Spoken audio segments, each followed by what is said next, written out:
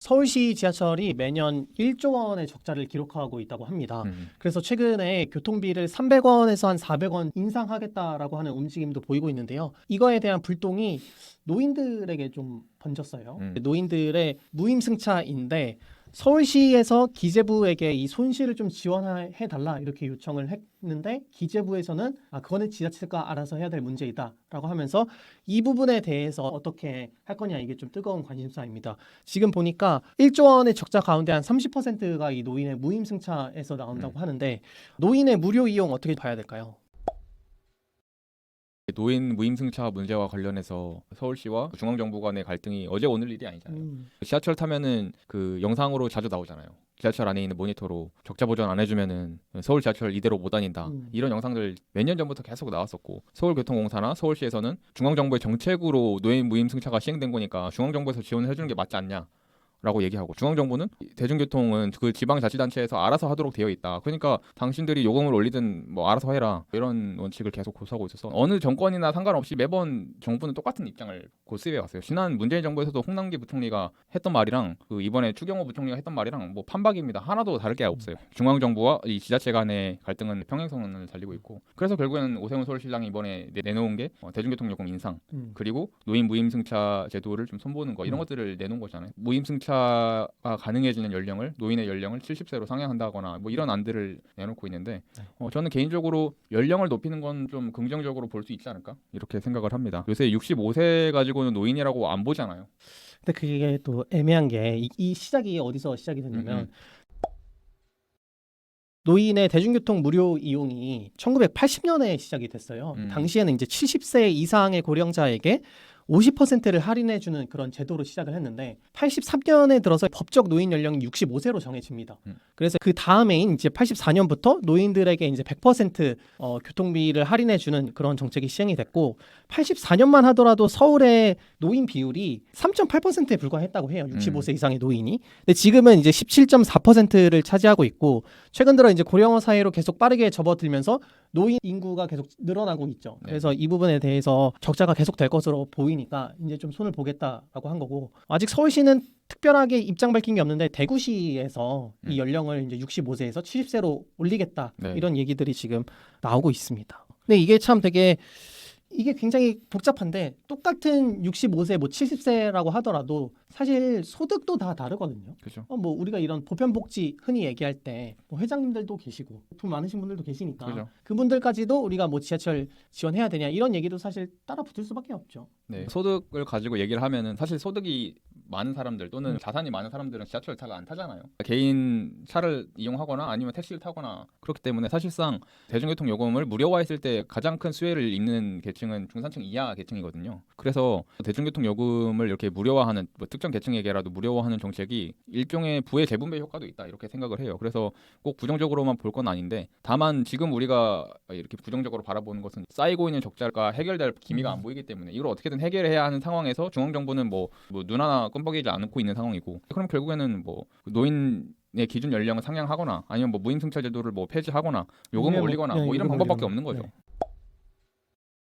기본적으로 이 문제의 시작은 저는 이동권을 어떻게 볼 것이냐에서 오는 것 같아요. 저는 이거에 대한 핵심은 우리가 이동권을 복지 측면에서 받아들일 거냐라고 하는 점이 어느 정도로 납득할 수 있냐 이게 가장 중요한 것 같아요. 이동권은 어떻게 보면은 현대 사회에서는 생존에 있어서 필수적인 권리 중에 하나라고 생각하거든요. 뭐 자급자족 하시는 분들이 있을 수도 있겠지만 거의 대부분은 내가 생존하기 위해서는 어디선가 일을 해야 되고 또는 어디선가 뭔가를 사와야 되는 그런 상황이잖아요. 생존을 하기 위해서 이동이 꼭 필요한 상황이잖아요. 단순히 걸어서 갈 수 있는 거리에 없는 경우들도 많기 때문에 그런 관점에서 봤을 때도 이동권이 이제 필수제의 영역으로 생각을 해야 하지 않을까. 그리고 한편으로는 노인 복지의 차원을 좀 더 확장해서 볼 필요도 있을 것 같아요. 이런 얘기가 있잖아요. 어르신들이 이제 무임승차를 할 수 있으니까 그냥 아무 이유도 없이 목적도 뭐 정처도 없이 그냥 지하철 타서 계속 그 종점 갈 때까지 타고 있는다. 이거 문제 아니냐.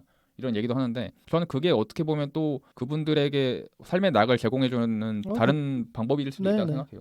뭐 사회복지사 한 명을 고용해서 그 어르신들을 돌봐주는 것보다 그게 더 효과적일 수도 있거든요. 근데 실제로 연구 결과들을 보면은 노인들이 지하철을 무료로 이동함으로써 이동할 수 있는 기회들이 많이 생겼잖아요. 그래서 노인 자살률도 많이 떨어지고 노인 우울증이 많이 해소가 됐다고 해요. 이 부분은 사실 어떻게 보면 노인들의 건강과도 연계되기 때문에 저도 맨 처음에 사실 우리가 이런 것까지 지원해야 되나? 라는 생각을 안 하지는 않았거든요.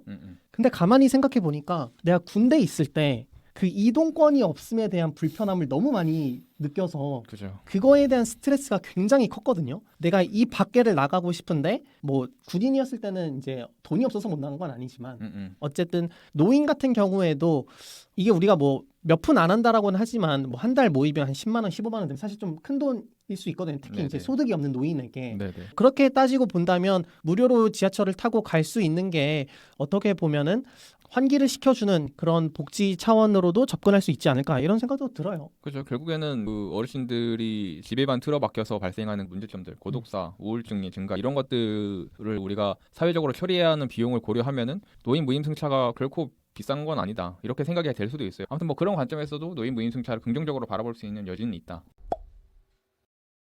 서울교통공사의 적자에서 한 30-40%가 노인 무임승차로 발생하는 거라고 보고 있다는 거잖아요. 그러면은 나머지 60에서 70%는 노인 무임승차 때문에 아니라 다른 이유로 적자가 발생하고 있는 거잖아요. 아마 그 중에 하나가 저렴한 요금 때문이겠죠. 이런 것들을 해결하려면 결국에는 요금을 오르거나 아니면은 정부에서 뭐 중앙정부가 될 수도 있고 뭐 지방자치단체가 될 수도 있는데 정부에서 적자 금액만큼 보전을 해주거나 이런 방법이 도입이 돼야 하는 거죠. 요새 서구권에서 실험적으로 도입되고 있는 정책들이 있거든요. 미국 같은 경우에는 워싱턴 DC에서는 올해 여름부터 버스 요금을 전면 무료화한다고 해요. 그러니까 아예 검표도 하지 않고 누구나 그냥 마음대로 버스 타서 아무 데서나 내릴 수 있게 되는 거죠. 그리고 유럽에서는 몇몇 도시들에서 대중교통 요금을 무료화하는 정책들을 도입하고 있어요. 물론 아직까지는 작은 소도시들에서부터 먼저 시작이 되고 있는데 그 대중교통 요금을 무료화하는 그 논리 중에 하나가 아까 말씀하신 것처럼 이동권은 이제 필수제 영역이기 때문에 보장해야 한다는 것도 있지만은 또 다른 한편으로는 이 기후위기 문제와 관련해서도 개인 차량 이용을 억제하기 위해서 최대한 대중교통으로 사람들이 많이 이용하면서 그 도로가 혼잡하면서 발생하는 비용도 줄이고 탄소 배출도 줄이기 위해서 그런 이유로 대중교통 무료화를 도입하고 있는 그 나라나 도시들이 늘어나고 있거든요. 그런 관점에서 봤을 때 우리도 대중교통 요금을 새로운 관점으로 바라볼 필요가 있지 않을까? 그러니까 대중교통 요금 올리는 이유도 뭐 서문이 없는 이유로 올리는 거 아니잖아요. 물론 알겠는데 좀 이런 관점에서도 우리가 대중교통을 바라볼 수 있지 않을까? 이런 논의가 좀 시작되어야 하지 않을까? 이렇게 생각을 합니다. 네. 지금 적자만 보면 이걸 어떻게 해결해야 된다라고밖에 생각이 안 드는데 좀 더 넓게 이동권 그리고 좀 더 나아가서 뭐 기후 위기까지 생각한다면 꼭 노인에게만 무료로 해줄 게 아니라 모든 사람에게도 무료로 해줄 수 있지 않나라고 하는 그런 고민들도 해볼 필요가 있어요. 그리고 또 다른 관점 중에 하나가 요새 노인 운전자의 교통사고가 많이 늘어나고 있단 말이에요. 특히 어르신 운전자들 중에서는 좀 안타까운 사고를 발생시키는 그런 경우들이 늘어나고 있어서 그래서 일본 같은 경우에는 몇 년 전부터 어르신 운전자들에게 면허증을 반납받는 프로젝트도 시작이 돼서 어르신이 면허증을 반납하면은 대신에 대중교통을 이용할 수 있는 패스를 주거든요. 그런 정책이 우리나라에도 도입될 필요가 있지 않나? 그리고 또 그런 관점에서 보면은 결국 어르신들이 운전을 못하게 할 거면 그분들이 대중교통을 이용하게끔 장려해야 한다는 얘기인데 이 상황에서 이제 노인 무임승차 기준이 되는 연령을 상향하는 게 자칫 충돌할 수도 있다. 물론 65세면 아직 너무나 건강한 나이고 70세까지만 해도 대부분은 이제 건강한 그 나이이기 때문에 큰 문제가 되지 않을 수도 있지만 이 부분도 우리가 같이 고려해야 되는 문제 중에 하나가 아닐까 이렇게 생각을 합니다.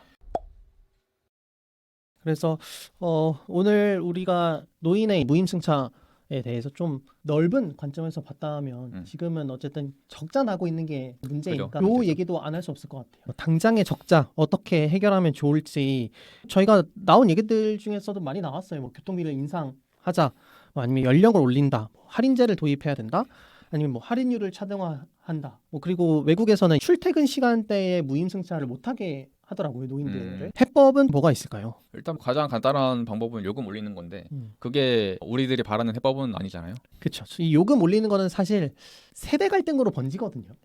왜냐하면 노인들은 안 내고 우리가 더 부담을 해야 되는 거니까. 그렇죠. 지금 한 400원 인상까지 나오던데. 네. 그러면 우리 젊은 층들 입장에서는 아무래도 왜 노인들 이거 해주려고 우리가 더 내야 되냐라는 이야기가 나올 수밖에 없죠. 저는 그래서 아까 말씀드렸던 것처럼 대승적인 차원에서 정부가 그게 뭐 중앙정부든 지방자치단체든 세금으로 지원을 하는 비중이 더 늘어나야 하지 않을까. 이러면 이제 세금 뭐 아무데나 팍팍 쓴다고 욕 먹을 수도 있겠지만 이동권이라는 차원에서도 그렇고, 그리고 우리 서울시에서 도로 운전 문제가 얼마나 심각합니까? 또 그로 인해서 탄소 배출량이 굉장히 이제 심해지는 것도 있고 미세먼지가 발생하는 것도 있고 이런 건강권의 문제도 있잖아요. 그런 차원에서 대중교통을 우리가 더 이용하도록 더 유도하기 위해서라도 대중교통 요금의 인상을 좀 억제할 필요가 있지 않을까? 대신에 뭐 말 그대로 세금 지원을 하는 거죠. 그만큼 이제 지방세를 조금 더 걷겠다고 하면 저는 더 낼 용의가 있습니다. 뭐 단순하게 계산해서 한 달에 지방세를 한 4만 원만 더 내도 그로 인해서 내가 만약 대중교통을 완전히 무료로 탈 수 있다면 대중교통 이용하는 사람들 입장에서는 사실 대부분 혜택이거든요.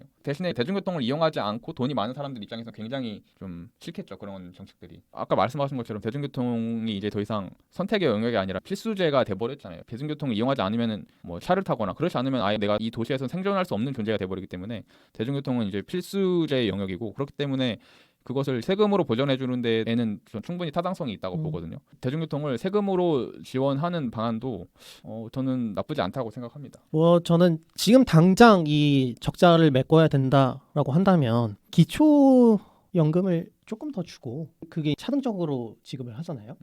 명확하게 저소득층과 이제 고소득층이 나뉘어서 기초연금을 좀 더 보전해 주는 대신에 뭐 연령을 높인다든지 아니면은 아예 폐지를 한다든지 이런 부분도 고민해 볼 수 있지 않을까라는 생각이 들고요. 뭐 저도 장기적으로 봤을 때는 우리가 얘기했던 이동권이라는 이 기본권 그리고 이제 기후위기 시대에 어떻게 하면 우리가 탄소를 덜 배출하면서 이동할 수 있을까 이런 것들을 고민한다면 전국민 교통비 지원 뭐 무료화 이런 것까지도 해볼 수 있지 않을까 이런 생각도 드는 것 같습니다.